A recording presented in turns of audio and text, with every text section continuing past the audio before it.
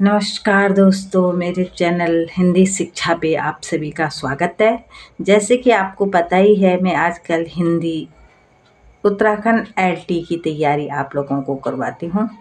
तो उत्तराखंड एलटी में मैं हिंदी और शिक्षण अभिरुचि से संबंधित जितना भी सिलेबस है, एक एक चैप्टर करके आपको करवाती हूँ। इसमें से बहुत सारे चैप्टर मैंने करवा दिए हैं और हिंदी में हम भक्ति काल पे चले हुए थे और भक्ति काल में मैंने सूरदास, कबीरदास, तुलसीदास सारा करवा दिया है। और अब रह गया था जायसी। मैंने बोला था कि आपको बाद में जायसी करवा के और फिर हम रीतिकाल पे जाएंगे। तो जिन्होंने इससे पहले की वीडियो नहीं देखी है, पहले उसको देख लें और फिर तभी आपके समझ में आगे का आएगा। तो अब भक्ति काल में हिंदी जो काल विभाजन हुआ, उसमें भक्ति काल मैंने पहले भी बताया था, एक संत हुआ और दूसरा सूफी। संत काव्यधारा के प्रमुख कवि कबीरदास थे, तो कबीरदास को तो हमने कंप्लीट कर दिया है। फिर दूसरे हुए सूफी। सूफी काव्यधारा के प्रतिनिधि कवि जायसी थे और जायसी जिनका पूरा नाम मलिक मोहम्मद जायसी था और इनका जन्म 1492 ईस्वी में और इनकी मृत्यु हुई थी 1542 ईस्वी में। जायसी की जो प्रमुख रचना थी वो पद्मावत थी और पद्मावत में मुख्यतः जो कहानी थी, जायसी सूफी काव्यधारा के प्रतिनिधि कवि थे, प्रमुख कवि थे। और सूफी कवि जितने भी हुए हैं, उनकी जितनी भी रचनाएं हुई, सूफी काव्यधारा में जितने भी कवि हैं, उनकी जो रचनाएं थी वो हिंदुओं में प्रचलित प्रेम कहानियों पे आधारित थी। जितने भी मतलब चाहे राजाओं की प्रेम कहानियाँ थी, चाहे किसी और की प्रेम कहानियाँ थी, उस पर वही उनकी काव्य रचनाएं प्रसिद्ध थी। उन कहानियों को उन्होंने काव्य रूप दिया था और दोहा चौपाई शैली में, दोहा चौपाई सोरठा जो भी थे, इसमें उनको लिखा हुआ था। तो जो इसी प्रकार से सूफी प्रेमाख्यान काव्यधारा के प्रमुख कवि अवधी भाषा में रचित उनका महाकाव्य था पद्मावत। जो प्रसिद्ध उनकी रचना थी वो पद्मावत थी और वो अवधी भाषा में पद्मावत लिखी गई थी, अवधी भाषा में। इसको मैं कंप्लीट कर दूं।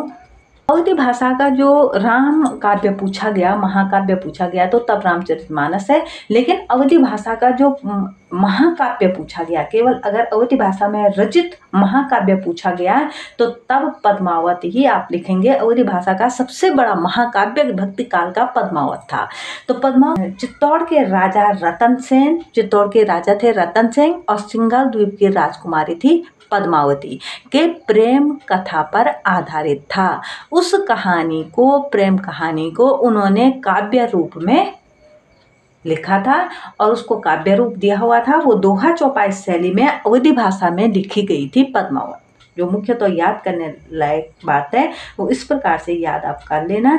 और जो सूफी काव्य परंपरा के कवि होते थे वो अलौकिक प्रेम को, जैसे अलौकिक प्रेम, जो लौकिक प्रेम था, जो इस संसार का जो प्यार था, जो एक प्रेमी और प्रेमिका के बीच का जो प्रेम था, उस प्रेम को पाने के लिए, मतलब अगर वो प्रेम मिल जाए तो वो सोचते थे कि वही ईश्वरीय प्रेम था।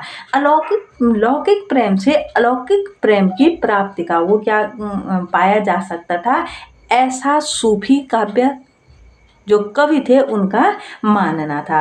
वो जो लौकिक प्रेम था, जो सांसारिक प्रेम था, जो लौकिक का मतलब संसार, इस लोक का जो प्रेम था, तो उस प्रेम को ही ईश्वर प्राप्ति मानते थे। वो जो उनकी नायिकाएं होती थी, नायकों की जो नायिकाएं होती थी, उन्हें प्राप्त करने के लिए जो सूफी काव्यधारा के कवि थे कि उन नायिकाओं को प्राप्त करने के लिए वो नायक किसी भी हद को, उस हद तक चले जाते थे जैसे कि एक भक्त अपने भगवान को प्राप्त करने के लिए, एक संत अपने भगवान को प्राप्त करने के लिए जो तप जप जो कुछ भी करते हैं, तो उसी प्रकार से एक प्रेमी अपने प्रेमिका को प्राप्त करने के लिए हर एक हद को प्राप्त कर जाता है। और असली प्रेम, भगवान के प्रति जो असली प्रेम है, जो प्रेम है, वो यही प्रेम है। तो इसी प्रकार से जो इस कहानी का जो मुख्य पात्र था कि एक हीरामन तोता जो रतन सेन के दरबार में पद्मावती के रूप सौंदर्य का इस प्रकार से व्याख्यान करता है, इस प्रकार से रूप सौंदर्य को मतलब प्रस्तुत करता है वो हीरामन नाम का तोता कि उसकी बातें, उसकी प्रशंसा सुनकर रतन सेन उस पद्मावती को पाने के लिए बिल्कुल व्याकुल हो जाता है। उसको ऐसा लगता है कि बस अब पद्मावती को पाना है, और इस व्याकुलता के कारण वो सिंघल द्वीप चला जाता है। और रास्ते में जाते हुए उसे कई यातनाएं झेलनी पड़ती हैं, कई प्रकार की परेशानियों का सामना करना पड़ता है, लेकिन वो उन सारी परेशानियों, उन सारी परिस्थितियों को पार करते हुए पद्मावती तक पहुंच जाता है। और घर में राजा रतन सेन की थी नागमती, और जो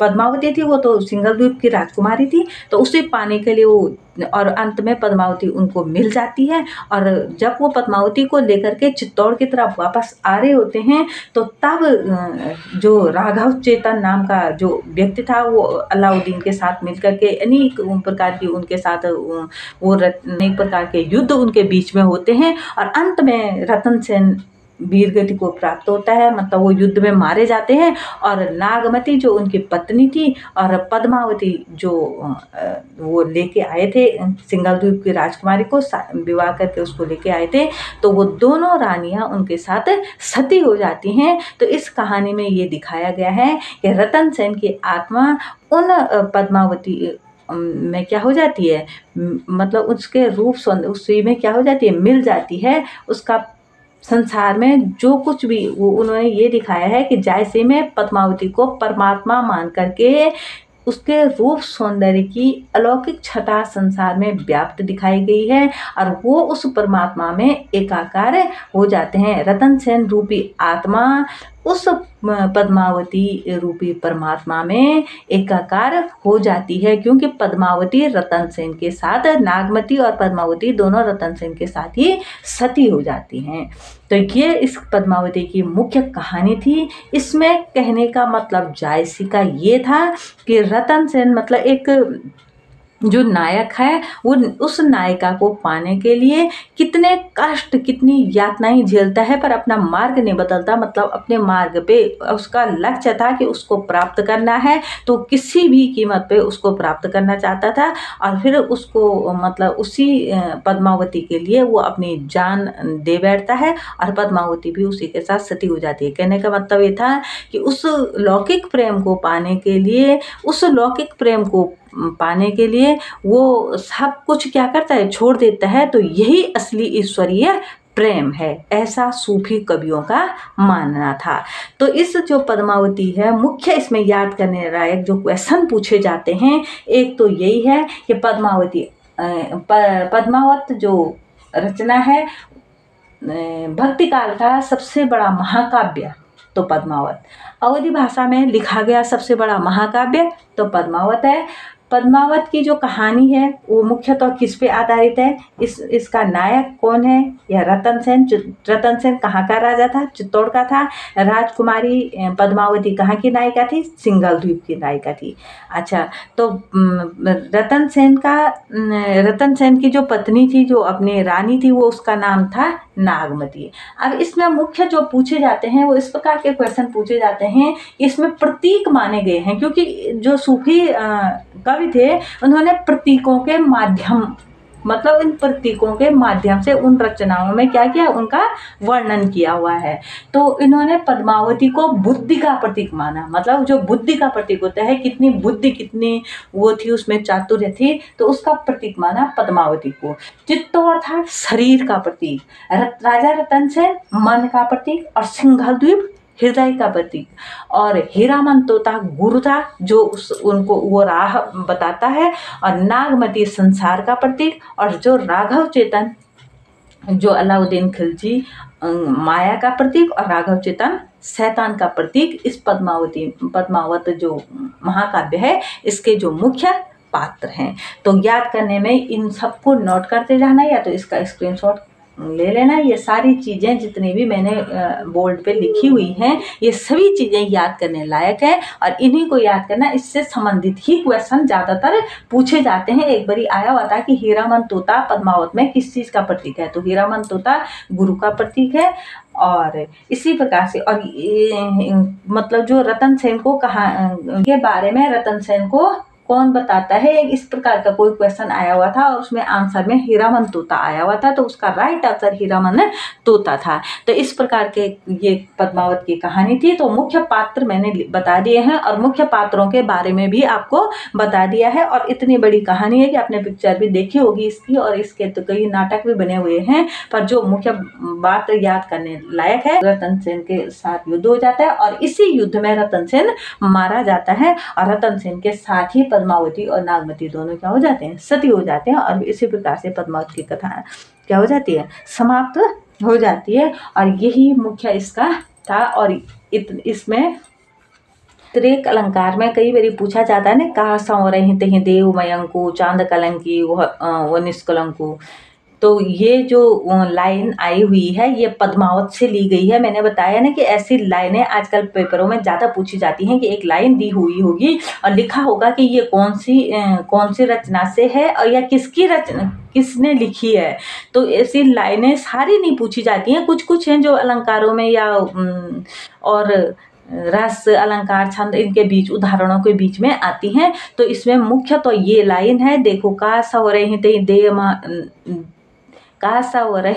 देव मयंकु चांद कलंकी व निष्कलंकु। तो इसमें व्यतिरेक अलंकार है और ये जायसी के पद्मावत से ली गई है। तो इस प्रकार से इनको नोट कर लेना। और जायसी ने दोहा चौपाई छंद का प्रयोग पद्मावत में किया है, ये मैंने आपको पहले ही बता दिया है। और इसकी भाषा ठेठ अवधी थी, जायसी की भाषा ठेठ अवधी थी। और रामचंद्र ये हैं सूफी काव्यधारा के प्रसिद्ध कवि थे, तो उनकी कुछ रचनाएं मैंने इस प्रकार से यहाँ लिखी हुई है।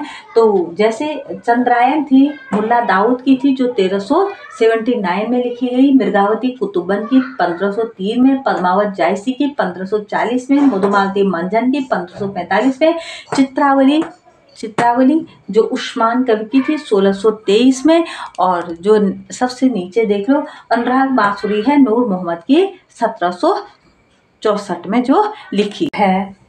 वैष्णव भक्ति के आचार्यों का परिवर्तित समुदाय जो भक्ति काल में मोस्ट इम्पोर्टेंट क्वेश्चन है। और इससे कम से कम पहले तो 2 क्वेश्चन, नहीं तो 1 क्वेश्चन, 2-3 क्वेश्चन हमेशा हर एक एलटी हो, टीजीटी, पीजीटी, एलटी प्रवक्ता में पूछे ही जाते हैं। और अब पूछने ही इनमें से आप 1 क्वेश्चन, पहले तो 2-3 क्वेश्चन आएंगे, नहीं तो 1 तो आप मान के चलो। तो पहला था रामानुजाचार्य का जो इन्होंने अपनाया विशिष्टाद्वैतवाद को और श्री संप्रदाय को, माधवाचार्य द्वैतवाद और ब्रह्म संप्रदाय, विष्णु स्वामी शुद्धोद्वैतवाद और रुद्र संप्रदाय। और विष्णु स्वामी की कड़ी में थे वल्लभाचार्य और सूरदास का भी यही था, शुद्धोद्वैतवाद और रुद्र संप्रदाय। निम्बकाचार्य का द्वैताद्वैत भी इसको बोलते थे और भेदाभेद भी इसी को बोलते थे, हंस संप्रदाय। चैतन्य महाप्रभु का था गौड़ीय संप्रदाय या चैतन्य संप्रदाय भी इसको बोलते थे। शंकराचार्य का अद्वैतवाद था और कबीरदास ने भी अद्वैतवाद को अपनाया। हरिदास का स्वामी हरिदास का सखी संप्रदाय था, इसको हरिदासी संप्रदाय भी कहा जाता है। और स्वामी हित हरबंश का राधा वल्लभी संप्रदाय था, हित हरबंश का राधा वल्लभी संप्रदाय था। और रामानंद ने रामावत संप्रदाय को अपनाया। और इसी कड़ी में थे प्रमुख हजारी प्रसाद द्विवेदी जिन्होंने नाथ संप्रदाय को अपनाया था। तो ये इनको अच्छे से याद कर लेना। इसमें से मैंने आपको बताया कि मुख्य तो पहले तो 2-3 क्वेश्चन, नहीं तो 1 क्वेश्चन तो आएगा ही आएगा। अगला था जो वैष्णव भक्त थे, इनकी भक्ति दास्य भाव की थी, दास्य भाव की भक्ति थी। ये क्वेश्चन पूछा जाता है कई बार कि किस प्रकार की। तो जो वैष्णव भक्त थे, जो विष्णु भगवान की पूजा करते थे, वैष्णव भक्तों का जो मुख्य भक्ति थी वो दास्य भाव की थी। और ये रामानुजाचार्य की जो भक्ति थी, भक्ति ये कहते थे तत्त्वमसि। तत्त्वमसि का अर्थ होता था तू उसका सेवक है। तत्वमसि का जो अर्थ होता है बताया उन्होंने, तू उसका सेवक है। भक्ति को मुक्ति का साधन मानते थे, जीव को दास और ईश्वर को स्वामी मानते थे। वैष्णव भक्त जो थे इनके सर्वाधिक प्रभावित, इनसे जो रामानुजाचार्य थे इनसे सर्वाधिक प्रभावित थे गोस्वामी तुलसीदास।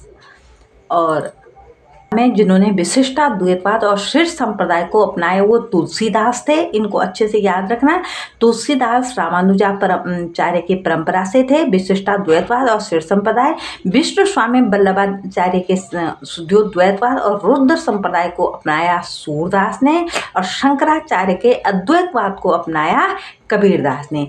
तुलसीदास विशिष्टाद्वैतवाद, सूरदास शुद्धोद्वैतवाद और कबीरदास अद्वैतवाद से संबंधित थे। इनको अच्छे से याद। मुख्य रह गया है, कृष्ण काव्य को विषय बनाने का श्रेय विद्यापति को जाता है। कृष्ण काव्य को सबसे पहले विषय बनाया था विद्यापति ने, और कृष्ण काव्य धारा तो उसके कई बाद आए थे। विद्या प्रवर्तक कहे जाते हैं वल्लभाचार्य। पुष्टि मार्ग के प्रवर्तक वल्लभाचार्य थे, और वल्लभाचार्य के पुत्र थे विट्ठलनाथ, जिनके विट्ठलनाथ ने पुष्टि मार्ग का जहाज कहा था सूरदास को, और सूरदास भी इसी से संबंधित थे, पुष्टि मार्ग से। गोकुल सबे गोपाल उपासी पद था सूरदास का। गोकुल सबे गोपाल उपासी सूरदास, जहाँ पर दीनानाथ डरे पुष्टि मार्गीय भक्ति। ये स्वयंभू द्वारा लिखित जो परम चरित्र था वो अपभ्रंश का वाल्मीकि स्वयंभू को कहा जाता है। और पुष्यदंत महापुराण जो अपभ्रंश के व्यास कहे जाते थे। पुष्यदंत के रहस्यवाद को संघात्मक रहस्यवाद और जायसी के रहस्यवाद को भावात्मक रहस्यवाद कहा जाता है। कबीर संत और जायसी सूफी थे। इस तरह से आज हमने भक्ति काल को समाप्त कर दिया है। नेक्स्ट हम पढ़ाएंगे रीति काल को। तब तक ये अच्छे से समझ जाएं। इसको मैंने भक्ति काल को वैसे पहले शुरू से अच्छे से इसके सारे क्वेश्चन करा रखे हैं। जिन्होंने पहले की वीडियो नहीं देखी वो पहले की देख लें और तभी आगे बढ़ें। और जो इसमें छूट गया था इसको मैंने दोबारा से, जो परिवर्तित संप्रदाय है इसको दोबारा से करवाया है और इसका कंप्लीट आज इसको करा दिया है। तो इसको आप शुरू से देख लें। भक्ति काल जहाँ से शुरू हुआ है शुरू से देखें तो आपको इसमें इसके अंतर्गत सारे क्वेश्चन मिलेंगे। इनको अच्छे से पढ़ लेना। और अगला हम पढ़ेंगे अब रीति काल। तब तक के लिए नमस्कार। मिलते हैं नेक्स्ट वीडियो नेक्स्ट डे। और अगर वीडियो पसंद आए तो लाइक ज़रूर करें, ज़्यादा से ज़्यादा अपने दोस्तों को जोड़ने की कोशिश करें। और मिलते हैं।